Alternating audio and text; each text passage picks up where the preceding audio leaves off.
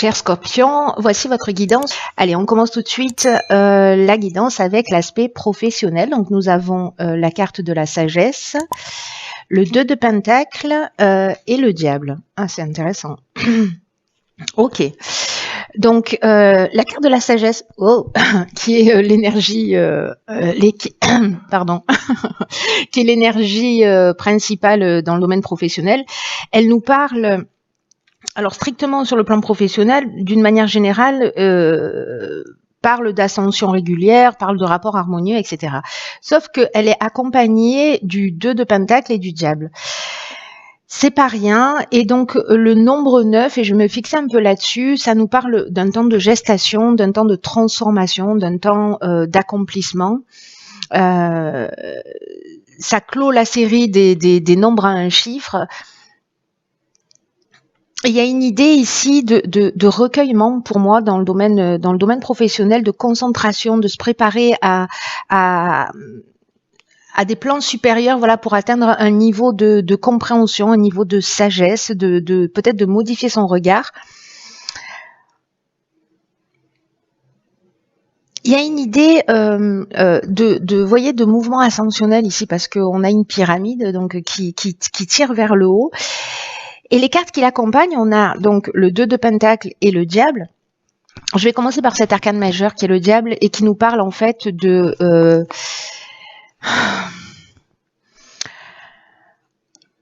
Diable, ça veut dire...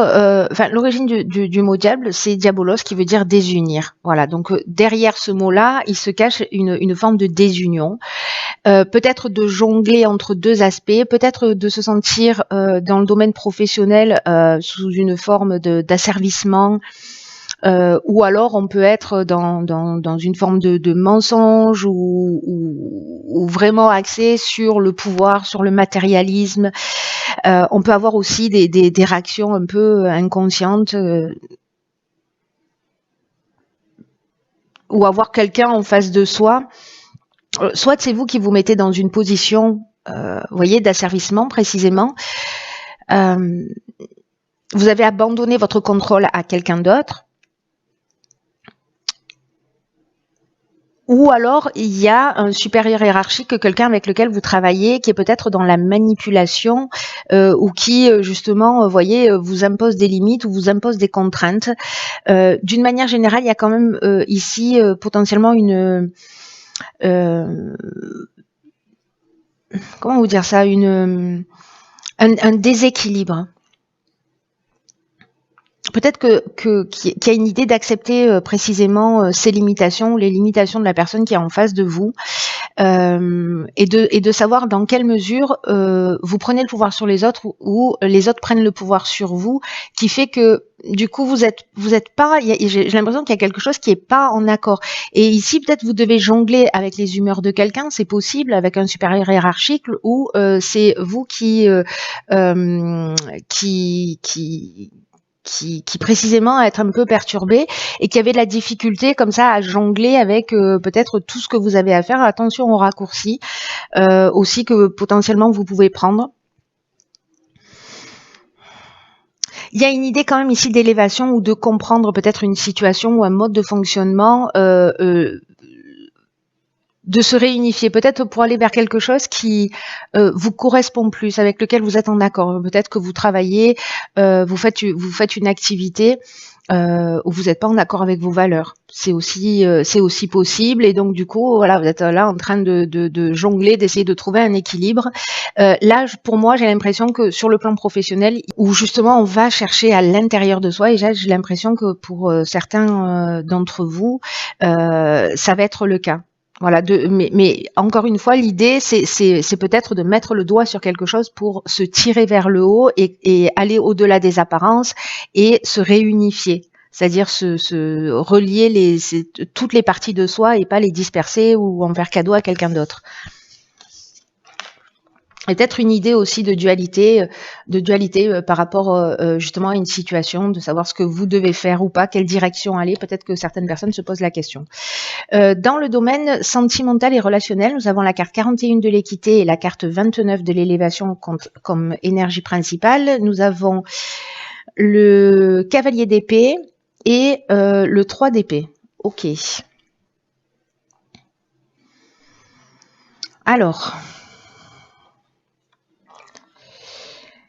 par quoi je commence?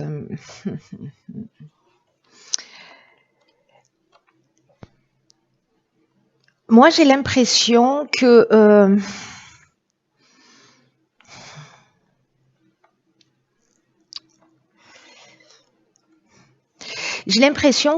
peut-être certains d'entre vous, parce que la carte de l'élévation dans le domaine affectif, elle représente quand même un amour total qui grandit, qui tend à être sublimé. Il y a une idée de renouvellement dans une forme aussi d'équilibre si vous êtes déjà en couple.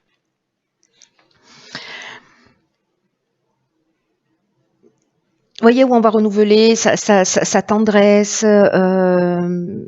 Il y a peut-être des émotions intenses là que vous êtes en train de vivre, ou peut-être un sentiment d'éternel recommencement. Alors ça peut être dans l'aspect positif comme dans l'aspect négatif.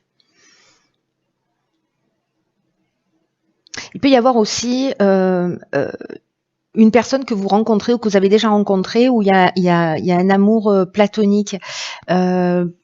Peut-être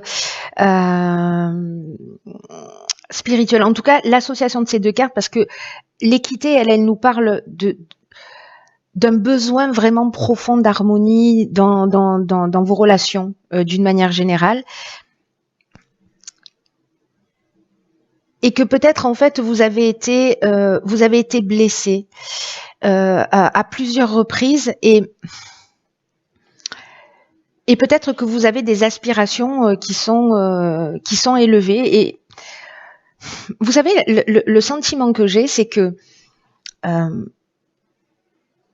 peut-être qu'il y a une relation qui rentre dans votre vie. Alors, soit c'est quelqu'un avec qui vous avez rencontré quelqu'un. J'ai pas l'impression que ce soit une nouvelle rencontre, mais soit c'est un ami ou quelqu'un sur lequel vous pouvez compter, ou une relation sentimentale, mais justement qui est en train de grandir. Vous êtes sur la même longueur d'onde. Et c'est peut-être une relation ou une communication, un niveau de communication qui vous permet d'y croire à nouveau. Vous voyez, de guérir un petit peu là ces blessures ou ce sentiment de trahison que vous avez eu. Et le cavalier d'épée, justement, lui, il nous parle de cette capacité. Alors c'est peut-être ça, peut-être que vous allez comprendre des choses par rapport à vos blessures. Parce qu'il a une capacité d'analyse. Voilà, il va se détacher de ses sentiments. Il va y aller, quoi. Il va aller vers l'autre.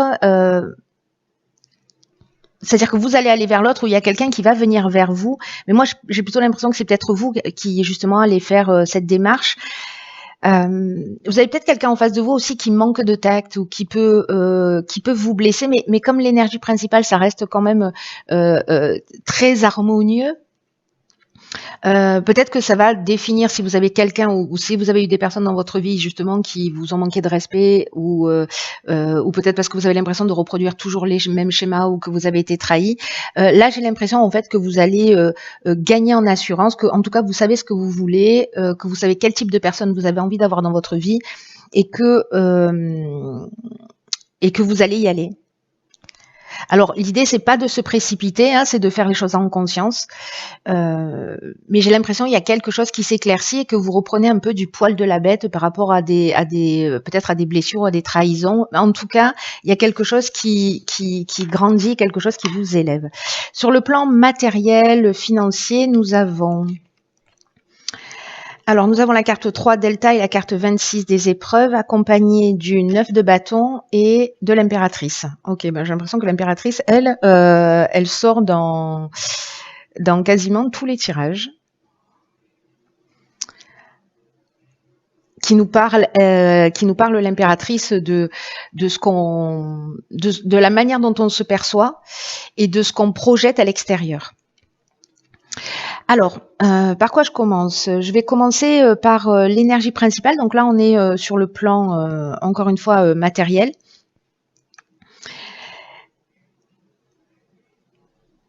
Ici, il y a une idée peut-être d'avoir traversé des périodes, une période un peu compliquée sur le plan matériel ou sur le plan financier. Peut-être ça peut être lié aussi à un système de valeurs. Hein. C'est fort possible. C'est comme s'il y avait eu des difficultés, mais que vous avez réussi à trouver une stabilité. Voilà. Mais vous avez traversé des épreuves pour y arriver. Peut-être que vous attendiez de l'argent, peut-être que vous avez eu des dépenses imprévues. Enfin, vous voyez, il y avait peut-être un besoin de s'organiser différemment, mais que vous voyez clair et vous trouvez la solution sur le plan matériel. Si vous vivez si vous avez vécu ces difficultés, en tout cas, il y a une idée ici, vous voyez, à travers cette carte de l'épreuve, je vous la montre d'un peu plus près. À travers cette carte de l'épreuve, on passe par des difficultés, mais au bout, il y a de la lumière, au bout, il y a une récompense. Donc, en fait, cette carte des épreuves, c'est un peu une étape obligatoire pour avancer vers un meilleur équilibre sur le plan matériel. Et je pense que vous comprenez ça et que vous trouvez précisément vous trouvez précisément cet équilibre sur le plan financier ou sur le plan matériel. Alors je ne sais pas si c'est parce que vous avez décidé d'agir d'une manière différente. Ici, ces cartes-là sont accompagnées par exemple du 9 de bâton. Le 9 de bâton, ça nous parle de prise de conscience, ça nous parle de préparation. Mais ça nous parle aussi d'être parfois un peu sur la défensive, vous voyez, juste pour se défendre au cas où. Peut-être que certains d'entre vous ont des inquiétudes par rapport à l'avenir, justement par rapport à ces épreuves. Mais là, ce qu'on nous dit, c'est que en gros, vous allez vous en sortir. Et là, il y a avec l'impératrice, elle nous dit de se voir tel que l'on est et l'image que l'on va donner à l'extérieur. Alors, est-ce qu'il y a un décalage entre vos besoins réels et ce que vous montrez? Est-ce que vous montrez plus que ce que vous avez et que du coup, c'est ça qui crée ce décalage et qui peut créer aussi cette tension parce que si vous avez des difficultés, vous voulez pas le montrer, donc vous rajoutez de la difficulté à la difficulté. Mais il y a quelque chose justement d'assez profond à aller chercher parce que l'impératrice, elle va chercher à l'intérieur d'elle pour voir en fait, pour se remettre en accord avec tout ça.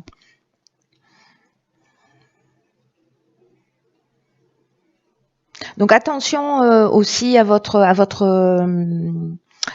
vulnérabilité, mais ce que nous dit aussi ce 9 de bâton, je reviens dessus, c'est que en fait, vous allez avoir la capacité de voir, c'est ce que nous dit aussi la carte Delta, de voir vos forces et vos faiblesses et d'admettre vos écueils, d'admettre vos potentiels et de rester alerte, vous voyez, pour pas qu'en fait des situations que vous avez pu vivre se reproduisent. Et que vous allez persévérer, vous n'allez pas baisser les bras malgré les épreuves, vous n'allez pas baisser les bras pour rééquilibrer une situation qui peut-être ne l'est pas est peut-être un peu compliquée sur le plan matériel. En tout cas, on vous dit voilà, baissez pas les bras.